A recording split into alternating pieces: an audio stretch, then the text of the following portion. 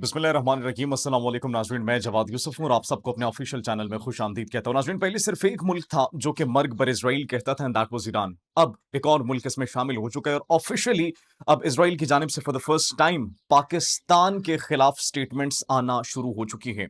एक नया अलायंस बनता हुआ दिखाई दे रहा है। On one hand table talks, मुज़ाकरात हो रहे हैं। ईरानी वफूद और अमरीकी वफूद पाकिस्तान पहुंच चुके हैं, लेकिन खबरें ये भी मौसूल हो रही हैं कि ये जो मुज़ाकरात थे वो डिले हो चुके हैं, मुअख्खर हो चुके हैं। इसकी क्या वजूहात है, उस हवाले से कुछ अहम डिटेल्स है, पसे पर्दा क्या बातें डिस्कस की जा रही हैं और इन मुज़ाकरात के अंदर कौन-सा बड़ा ब्रेक थ्रू है जो होने वाला है, उस पर बात करेंगे। ईरानी डेलीगेशन के अंदर कौन-कौन मौजूद है? नाज़रीन, एक अहम डिटेल सामने आई है। इसके साथ-साथ अमेरिका और ईरान एक दूसरे के आमने-सामने बैठकर मुज़ाकरात नहीं करेंगे। जब मुज़ाकरात एक दूसरे के आमने-सामने बैठकर नहीं करेंगे, तो फिर ये मुज़ाकरात कैसे होंगे? पाकिस्तान किस तरीके से इन दोनों ममालिक को सीज़फायर के लिए आमादा करेगा? नाज़रीन, कहाँ-कहाँ पर और किस-किस तरीके से ये मुलाकात होने वाली है? इसके साथ field marshal general Syed Asim Munir ने जिस तरीके से इस्तकबाल किया दोनों डेलीगेशंस का, उससे एक बात वाज़ेह हो चुकी है कि पाकिस्तान अपने बरादर इस्लामी मुल्क ईरान के साथ खड़ा है। नाज़रीन, क्यों डिफरेंस नज़र आया जब रिसीव किया गया अमेरिकन डेलीगेशन को और इसके साथ-साथ ईरानी डेलीगेशन को, उस पर भी बात करेंगे। आबनाए हरमज़ के हवाले से एक बहुत बड़ी डेवलपमेंट मौसूल हुई है। आबनाए हरमज़, जिसको अमेरिका पूरे ज़ोर के साथ अपने इत्तेहादियों के साथ खोलने की कोशिश कर रहा है, अब ईरान ने अपना मास्टर स्ट्रोक, अपना आखिरी पत्ता फेंक दिया है, जिसके बाद अब पूरी दुनिया के पास, खलीजी ममालिक, गल्फ कंट्रीज़ जितने भी हैं, उनके पास कोई ऑप्शन नहीं है ईरान को टैक्स देने के अलावा। ईरान को टैक्स दिए बगैर वो गल्फ कंट्रीज का एक भी कंटेनर, एक भी बहरी जहाज अपना हरमज से नहीं गुजर सकता। Why are we saying this? इसकी भी आगे चलकर आज हम आपको जस्टिफिकेशन देंगे। सऊदी अरब के हवाले से कुछ अच्छी खबरें मौसूल हो रही है। डोनाल्ड ट्रंप के खिलाफ एक नया प्रोपेगेंडा शुरू हो चुका है डोनाल्ड ट्रंप को प्रेशराइज करने के लिए। ऑन दी अदर हैंड, ये खबरें भी मौसूल हो रही है कि अगर ये मुज़ाकरात नाकाम होते हैं तो Iran has prepared a plan B. What is that plan B? रूस और चीन से जहाज भी पहुंचे हैं। कुछ इतलात मौसूल हुई है तेहरान में बड़े पैमाने पर कार्गो प्लेन्स लैंड हुए हैं। उन कार्गो प्लेन्स के अंदर क्या था, इस पर भी डिस्कशन करेंगे। यूएई, मुत्तहिदा अरब अमारात ने पाकिस्तान के खिलाफ बगावत कर दी है। वो इस्लामी मुल्क जिसके मुतालिक हमने आपको पहले बताया था कि ये इस्लामी उम्मत मुस्लिमा का एक गद्दार मुल्क है, जो कि इसराइल का front man for the time being बना हुआ है। नाज़रीन, उसने पाकिस्तान के खिलाफ क्या ऐसा ऐलान बगावत किया है, उस पर भी आज हम बात करने वाले हैं। कितने पॉइंट्स होंगे और मजीद कितनी डेवलपमेंट्स है, सब डेवलपमेंट्स पर आज हम बात करेंगे। सबसे पहले नाज़रीन बात करते हैं ईरानी वफूद और इसके साथ-साथ जो अमरीकी वफूद है वो पाकिस्तान पहुंच चुके हैं, पाकिस्तान लैंड होते हैं। सपहर 3 बजे ये मुज़ाकरात होने थे, लेकिन अब ये मुज़ाकरात डिले होते हुए दिखाई दे रहे हैं। सबसे पहले ईरानी वफूद, ईरानी डेलीगेशन जब पाकिस्तान पहुंचता है तो पाकिस्तान GF-17 थंडर से, पाकिस्तान की शान से उनके तैयारों को जो है वो प्रोटोकॉल देते हैं, वीवीआईपी प्रोटोकॉल देते हैं और उनका इस्तकबाल करते हैं। इसके साथ-साथ field marshal general Syed Asim Munir अपने जंगी यूनिफॉर्म के अंदर उनका इस्तकबाल करते हैं। ऑन द अदर हैंड, जब अमेरिकन डेलीगेशन लैंड करता है पाकिस्तान, तो उनका इस्तकबाल किया जाता है एक नॉर्मल सूट में। मतलब ईरान का इस्तकबाल फातिहीन की तरह किया गया, and everyone knows that Iran has won this war.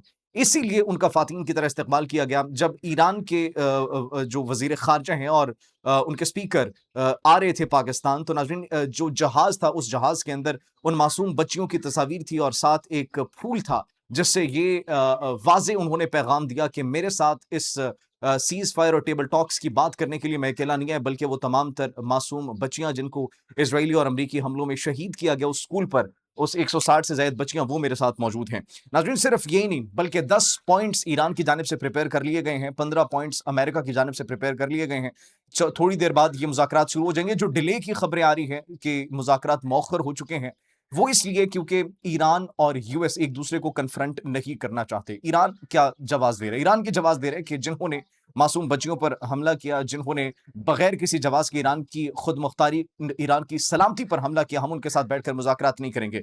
तो इसीलिए अलग-अलग पाकिस्तान के साथ ये मुज़ाकरात किए जाएंगे। 10 पॉइंट्स ईरान की जानिब से दिए गए हैं, हमने आपको अपने पिछले व्लॉग में बताया था। On the other hand 15 points US की जानिब से दिए गए हैं। कुछ पॉइंट्स ईरान के माने जाएंगे, कुछ पॉइंट्स यूएस के माने जाएंगे। लेकिन इसके साथ-साथ आबनाए हरमज़ के हवाले से एक बहुत बड़ा मास्टर स्ट्रोक ईरान ने खेल दिया। वो स्ट्रोक क्या खेला ईरान ने, एक्चुअली वो भी आपके साथ डिस्कस करेंगे। लेकिन उससे पहले नाज़रीन, आपको ये बताते चले कि जब अमरीकी तैयारी है तो उनको F-16 से इस्तकबाल किया गया। गवर्नर बैंक ऑफ ईरान वो भी ईरानी डेलीगेशन के साथ आए हुए हैं। और वो किस लिए आए हुए हैं, दैट इज द क्वेश्चन।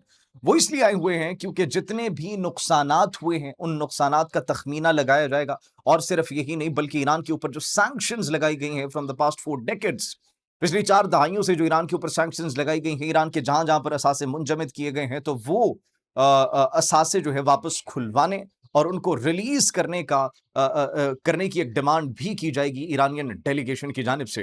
तो नाज़रीन, ये इस वक्त डेवलपमेंट्स मौसूल हो रही है। थोड़ी देर बाद ये मुज़ाकरात, ऐन मुमकिन है कि जब तक आप ये व्लॉग देख रहे हो मुज़ाकरात शुरू हो चुकी हों, and Pakistan will be playing its role पसे पर्दा, और ये मीडिया के सामने मुज़ाकरात नहीं होंगे, और ये बंद कमरों में मुज़ाकरात होंगे। Let's see what happens, let's hope for the best. लेकिन इसके साथ साथ जो आबनाए हरमस के हवाले से नाज़रीन रिपोर्ट्स मौसूल हो रही है, आबनाए हरमस के हवाले से ईरान ने बड़ा एक अहम और बड़ा एक क्रूशल रोल प्ले किया है। जब डोनाल्ड ट्रंप को यह पता चला कि Iran has been getting tax from all the shipments there, जितने भी बहरी जहाज और तेल बरदार जहाज वहां से गुजर रहे हैं खलीजी ममालिक के, तो उनसे टैक्स लिया जा रहा है। अब नाज़रीन, उस टैक्स का जब इल्म हुआ डोनाल्ड ट्रंप को, तो ही वाज फ्यूरियस बिकॉज़ उसको इल्म नहीं था। अब ईरान ने अपना क्या मास्टर स्ट्रोक प्ले किया? ईरान ने यह स्ट्रोक प्ले किया कि हमारे जो नेवल कमांडर हैं उनको तो शहीद कर दिया गया है। उन्होंने एक नक्शा सबसे पहले जारी किया कि ये मकामात हैं जहां से गुजरा जा सकता है, और वो तमाम तर इलाके, वो तमाम तर एरिया जो था, वो एरिया था ईरान के करीब, बिल्कुल ईरान के करीब। और वहां पर चूंकि डेप्थ ऑफ वाटर भी ज्यादा है, तो इसीलिए ईरान के करीब जो इलाके हैं वहीं से ही शिपमेंट्स इतनी बड़ी तादाद में और जिनका वेट इतना ज्यादा वो गुजर सकती हैं। अब ईरान के नेवल कमांडर को शहीद कर दिया जाता है। डोनाल्ड ट्रंप कहते हैं कि टैक्स आपने नहीं लेना, ईरान कहते हैं हम टैक्स लेंगे। नाउ सब जानते हैं कि ईरान ने बारूदी सुरंगें बिछाई हुई थी आबनाए हरमस पर। आबनाए हरमस बड़ी एक स्ट्रेटेजिक लोकेशन है, दुनिया की और पूरे खलीज ममालिक की जो मईशत है उसकी गर्दन इसको तस्वुर किया जाता है, जो इस वक्त ईरान के हाथ में है। अब ईरान ने वहां पर बारूदी सुरंगें बिछाई। नाउ दे आर सेइंग कि आपने हमारे नेवल कमांडर को शहीद कर दिया, and he was the one जो कि जानता था, जिसने ये बारूदी सुरंगें बिछाई थी। अब वो शहीद हो गया। Now we don't know where those are. तो वो बारूदी सुरंगें इस वक्त कहां पर हैं हम नहीं जानते। We have only one option left, और वो एक ऑप्शन क्या है? वो एक ऑप्शन ये है कि ईरान के बताए हुए रास्ते के ऊपर चलना, ईरान के बताए हुए रास्ते के ऊपर से उन बहरी जहाजों को जिनसे आप ट्रेड कर रहे हैं, जिनसे आप गुड्स एक्सपोर्ट इंपोर्ट कर रहे हैं, वो उसी रास्ते से गुजरेंगे। इसके अलावा और कोई रास्ता we don't know about it, क्योंकि हमारे नेवल कमांडर को तो शहीद कर दिया गया है। अब एक भी ऑप्शन उनके पास दीगर नहीं बचा, क्योंकि अगर वो कोई और रास्ता इख्तियार करेंगे तो वहां पर डेप्थ कम होगी वाटर की, ओमान वाली साइड पे। इसके साथ साथ नाजरीन, वो अगर कोई और रास्ता इख्तियार करने की कोशिश करते हैं वो तंग बारीक सी समुद्री पट्टी में, तो ऐन मुमकिन है कि वो बारूदी सुरंगें फट जाएं और वो जहाज तबाह हो जाएं।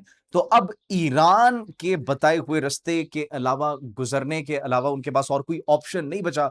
और ईरान ये बात बिल्कुल वाज़े तौर पर बता चुका है कि जितने भी बहरी जहाज यहां से गुजरेंगे वो हमारे बताए हुए रास्ते पर गुजरेंगे। अगर वो यहां से ना गुजरे तो फिर उसके बाद नुकसान के जिम्मेदार हम नहीं होंगे, और जो जो भी उस रास्ते से गुजरेगा ही हैज टू पे द टैक्स। तो ईरान ने इस तरीके से मास्टर स्ट्रोक खेला, और अब ये एक बहुत बड़ा प्लस पॉइंट तस्वुर किया जा रहा है ईरान के लिए। नाज़रीन, सऊदी अरब के हवाले से जो अच्छी खबर हमने आपको बताया कि सऊदी अरब के हवाले से अच्छी खबरें मौसूल हो रही है। यूए के हवाले से जो उन्होंने ऐलान बगावत किया है, व्हाट वाज एक्चुअली दैट, वो ये है कि सऊदी अरब की जानिब से कुछ स्टेटमेंट जारी की गई एंड देयर सेइंग कि जो जितने भी पाकिस्तान के कर्जों के और ये पैसों के मसले मसाइल हैं उनको अच्छे तरीके से हल किया जाएगा। और सिर्फ यही नहीं बल्कि UAE on the other hand, हम देख रहे हैं यूएई जिस तरीके से इस जंग के अंदर ईरान के खिलाफ है, इस जंग के अंदर जिस तरीके से उन्होंने इसराइल के फ्रंटमैन के तौर पर किरदार अदा किया, तो अब यूएई की जानिब से पाकिस्तान के खिलाफ भी एक तरीके से ऐलान बगावत कर दिया गया है। Why are we saying this?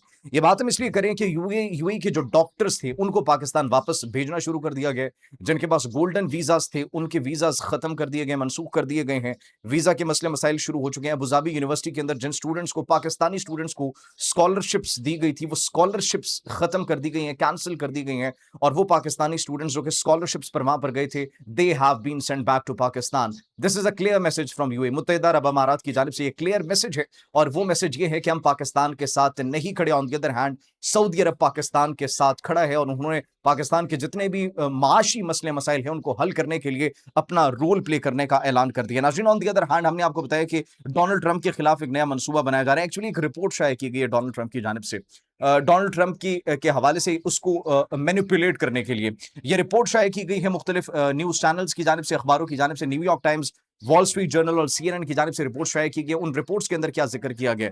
उन रिपोर्ट्स के अंदर यह जिक्र किया गया है कि तेहरान के अंदर कुछ तैयारे लैंड किए and those were military cargo planes थे जो कि तेहरान के अंदर लैंड किए and that were sent from China and Russia. चीन की जानिब से और रूस की जानिब से जो मिलिट्री कार्गो प्लेन्स सेंड किए गए हैं उनके अंदर बड़े हाई टेक के लीथल वेपन्स हो सकते हैं, और वो वेपन्स अगर ये मुज़ाकरात नाकाम होते हैं तो that will be considered as the plan B of Iran. तो ईरान अगर ये मुज़ाकरात जिस तरीके से अपनी शराइत सामने रख रहा है उस तरीके से इंप्लीमेंटेशन नहीं हो पाती या फिर अमरीकी वफद उनकी बात को नहीं मानता तो फिर Iran will utilize the second option, और रूस और चीन उनको मुकम्मल तौर पर बैक कर रहे हैं। तो अब अगर जंग हुई, अगर जंगबंदी नाकाम होती है तो ईरान खलीजी ममालिक के अंदर नहीं सिर्फ बल्कि इसके साथ साथ मशरिक वस्ता के अंदर जितने भी अमरीकी अड्डे मौजूद हैं उनको चुन चुन कर निशाना बनाएगा।